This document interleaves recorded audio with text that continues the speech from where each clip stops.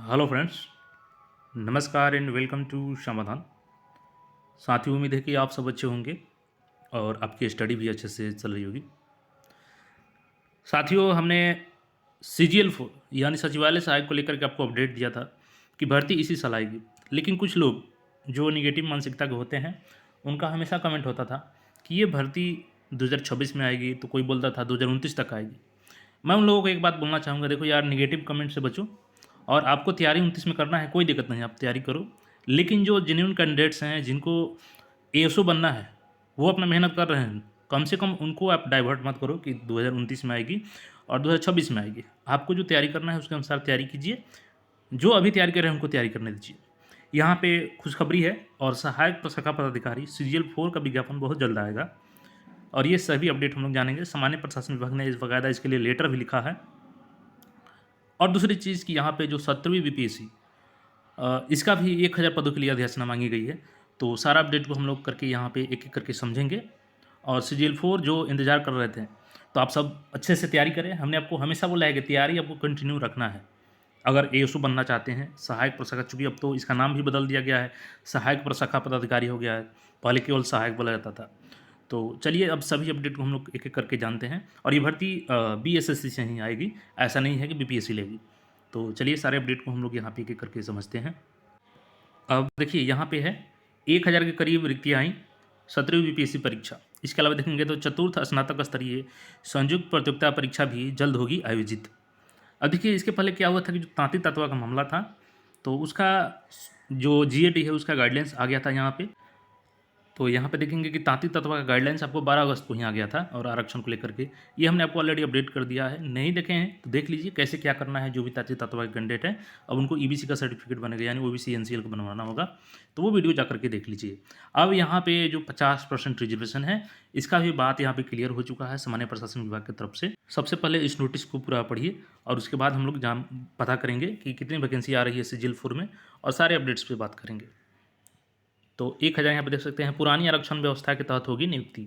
ये हमने आपको ऑलरेडी बहुत पहले ही बता दिया था कि 50% रिजर्वेशन का पालन होगा।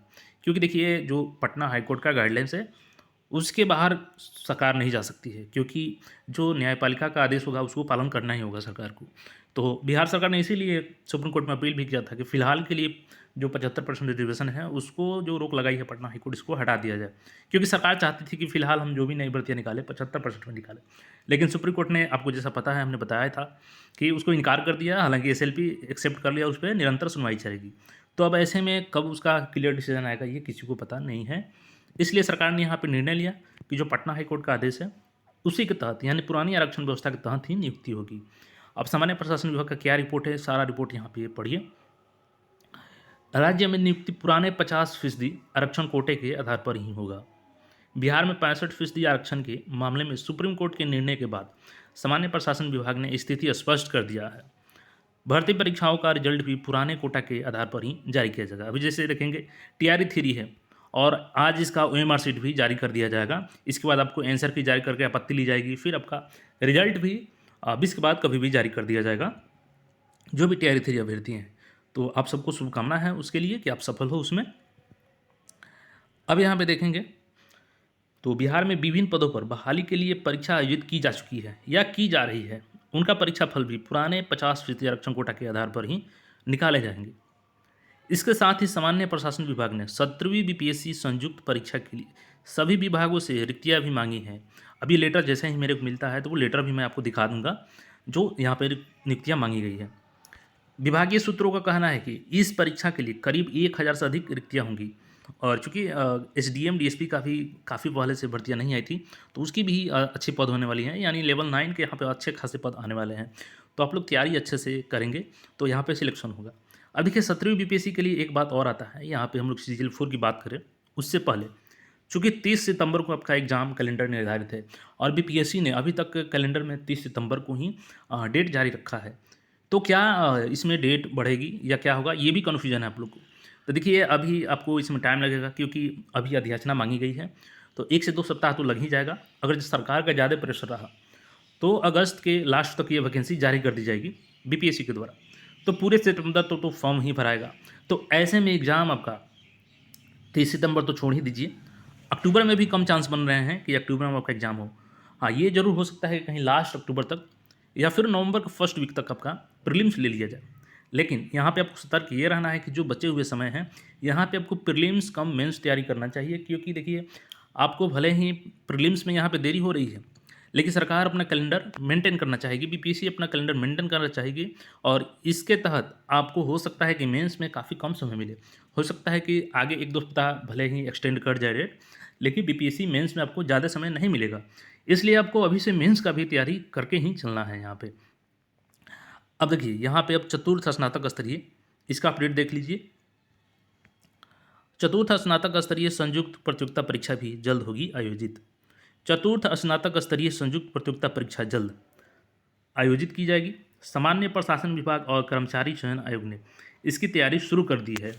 अब देखिए कुछ लोग का कन्फ्यूजन ये भी था कि क्या बीपीएससी ये एग्ज़ाम लेगी, तो बिल्कुल नहीं है। अभी इस बार जो आपका होगा वो बीएसएससी के माध्यम से ही ये भर्ती ली जाएगी CGL-4 की।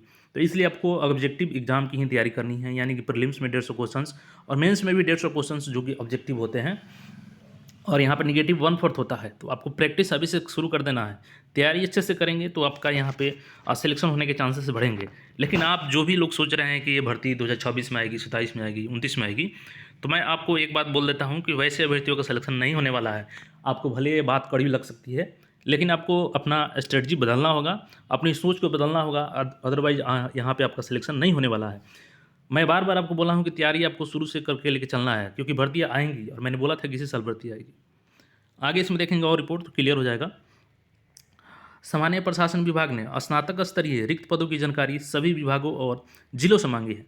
सभी विभागों के अपर मुख्य सचिव, प्रधान सचिव, सचिव और जिला अधिकारियों को पत्र लिखा गया है और कुछ विभागों ने रिक्तियाँ भेजी भी है। तो बीएसएससी के पास कुछ भर्तियाँ आई भी हैं और जिससे कर्मचारी चयन आयोग को भेजी गई है। अब सामान्य प्रशासन विभाग के सूत्रों का कहना है कि कई विभागों ने रिक्तियाँ की अद्यतन जानकारी सहित रिपोर्ट नहीं भेजी है। सरकार ने इसे गंभीरता से लिया है और मुख्य सचिव स्तर पर भी समीक्षा की जा रही है। अब देखिए कई ऐसे डिपार्टमेंट्स हैं, क्योंकि पहले भी लेटर जारी किया गया था जब फरवरी में भर्ती बिल्कुल आने वाली थी, लेकिन इसी बीच क्या हुआ कि जब न्यू रिजर्वेशन पॉलिसी वाला मामला फंस गया, सरकार भी बदल गई, तो उसकी वजह से भर्ती पेंडिंग में चली गई। और उस समय भी कुछ जो यहाँ पे डिपार्टमेंट्स हैं उन्होंने डिले किया था जो आपकी वैकेंसी है उसको भेजने में, और एक बार फिर से डिले किए हैं। लेकिन सरकार का प्रेशर रहा, चूँकि ऑलरेडी सरकार इलेक्शन को टारगेट कर रही है। मैंने बार बार बोला है कि सरकार का टारगेट है इलेक्शन और स्टूडेंट का सिलेक्शन का टारगेट होना चाहिए।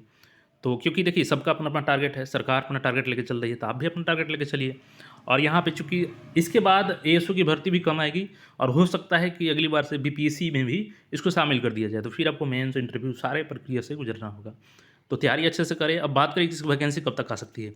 देखिए सरकार का पूरा प्रेशर रहा सभी डिपार्टमेंट्स पे, तो ये भर्ती आपको सितंबर तक आ जाएगी। भर्ती सितंबर लास्ट तक ये भर्ती जारी कर दी जाएगी CGL-4 की, और थोड़ा सा डिले हुआ था, अक्टूबर तक जा सकता है। लेकिन आप यहाँ पे बात करेंगे कि एग्ज़ाम कब होगा, तो देखिए एग्ज़ाम ये जनवरी में हो सकता है इसका CGL-4 का प्रीलिम्स, क्योंकि मार्च और फरवरी ये पूरे बोर्ड एग्ज़ाम के लिए सेंटर्स इन्वॉल्व रहते हैं। तो अगर जनवरी में एग्ज़ाम नहीं होता है तो फिर आपका सीधे अप्रैल में चला जाएगा। और सरकार का टारगेट है इलेक्शन से पहले नियुक्तियाँ करना, ताकि यहाँ पे वोटर्स को वो अपने तरफ झुकाव ला सके।